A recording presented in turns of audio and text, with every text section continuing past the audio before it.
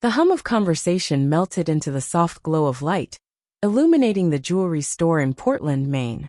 Rows of glass cases sparkled with necklaces, rings, and stones that seemed to whisper tales of elegance, patiently waiting to become part of someone's cherished memories.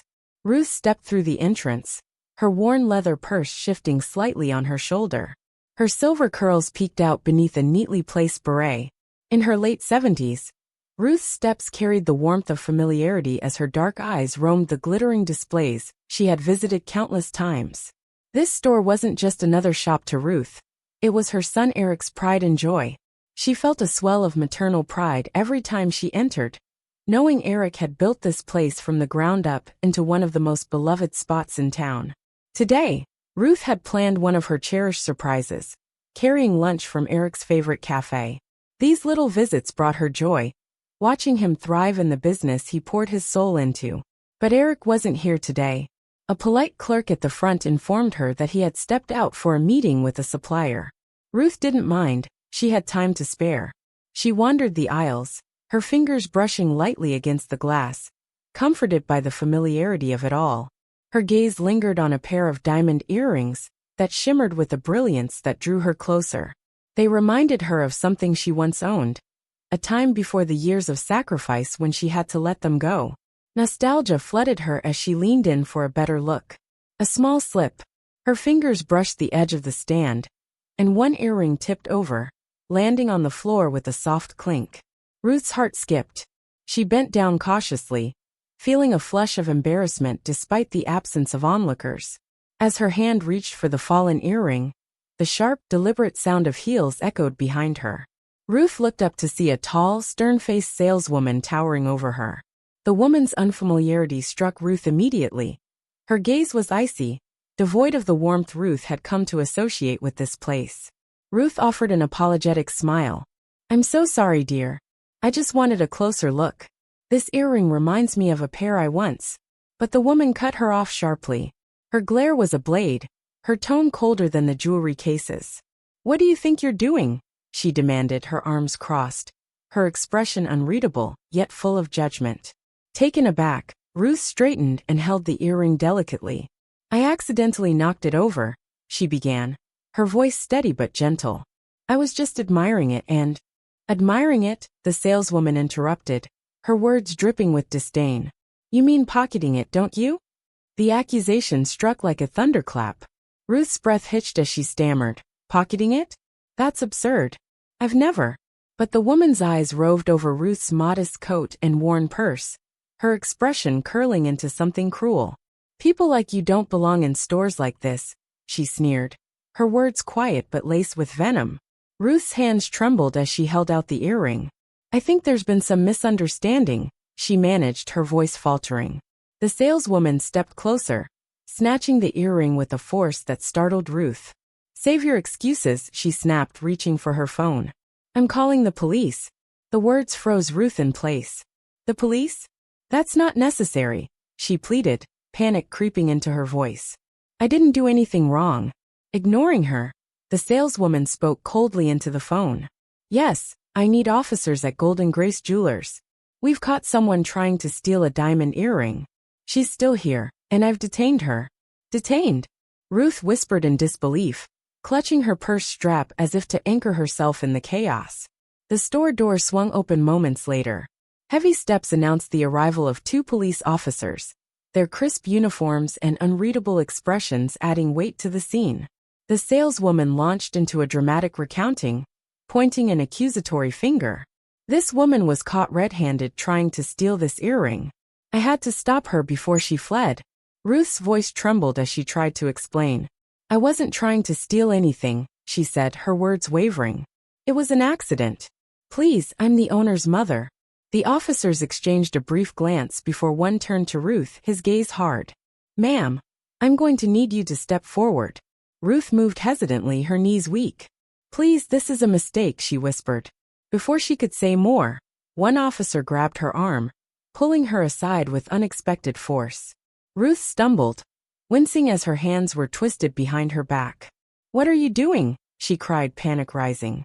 The cold metal of handcuffs clicked around her wrists, the sound deafening in the silence.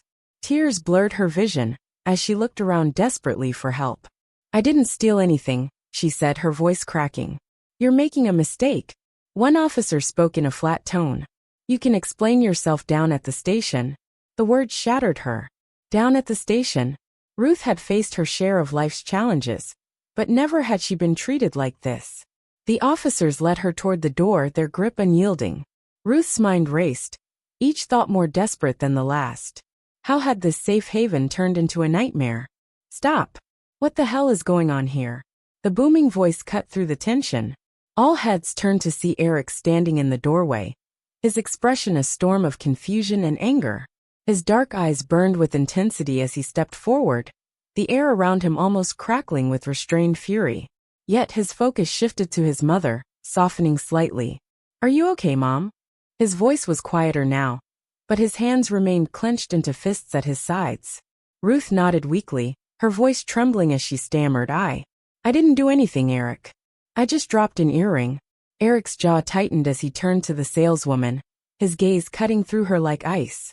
Miss Turner, he began, his voice deceptively calm. Care to explain why you thought calling the police on my mother was a good idea?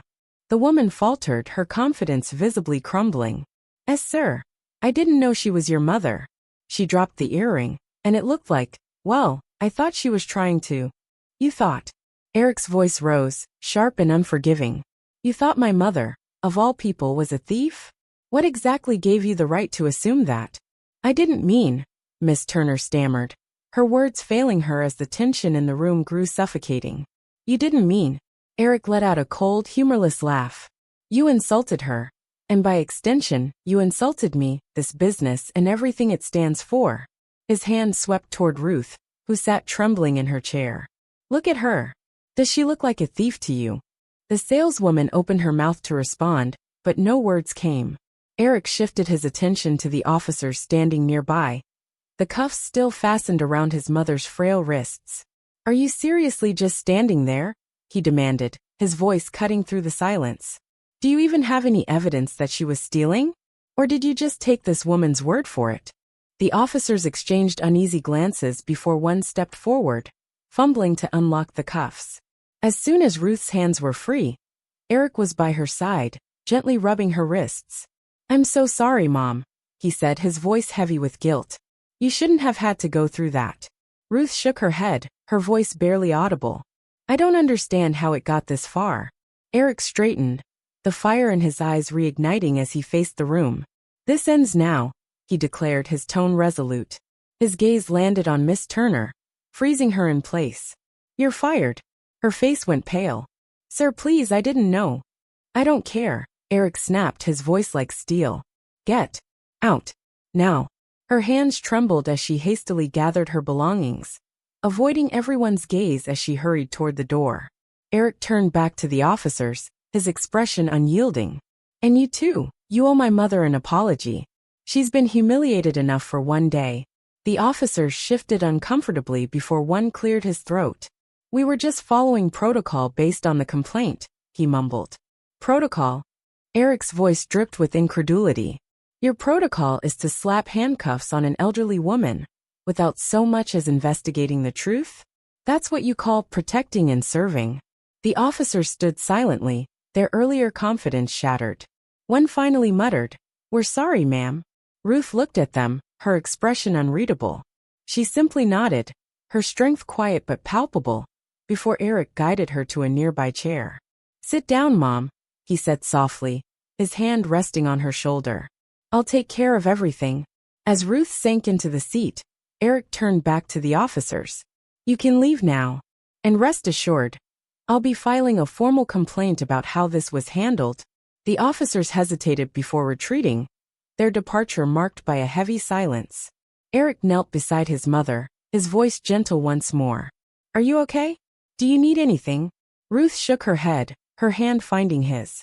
I just want to go home. Eric exhaled deeply, his anger mingling with relief. We'll go soon, he promised. But first, I'm going to make sure this never happens again.